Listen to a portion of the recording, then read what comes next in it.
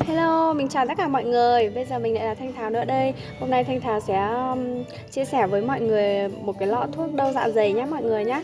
Đó là dạ dày Hồng Khôi bên công ty Thanh Mặc Hương nhé.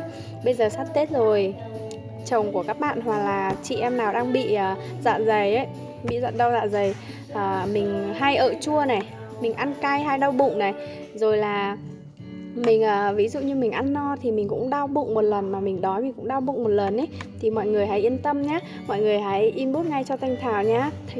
Lọ thuốc của Thanh Thảo là lọ thuốc Hồng Khôi dùng rất là tốt luôn nhé, rất là tốt luôn, nên mọi người cứ yên tâm.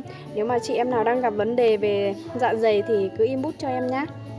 Cả tán trà các kiểu là thuốc của mình dùng rất là tốt luôn, rất là hiệu quả luôn nha. Ngày nào cũng đi, chị em nào mà đang bị thì hãy uống ngay. Tại vì bây giờ sắp Tết rồi, nhà nào mà đang có gia đình hay bố hoặc là ông hoặc là chồng hoặc là người thân mình ấy hay uống rượu, hay bị đau bụng, hoặc là nói chung là nó tóm lại là nó bị dạ dày ấy mọi người, thì mọi người hãy inbox cho em nhé. Em luôn chào đón mọi người.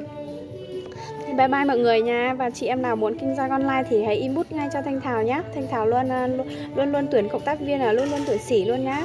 Bye bye chị em.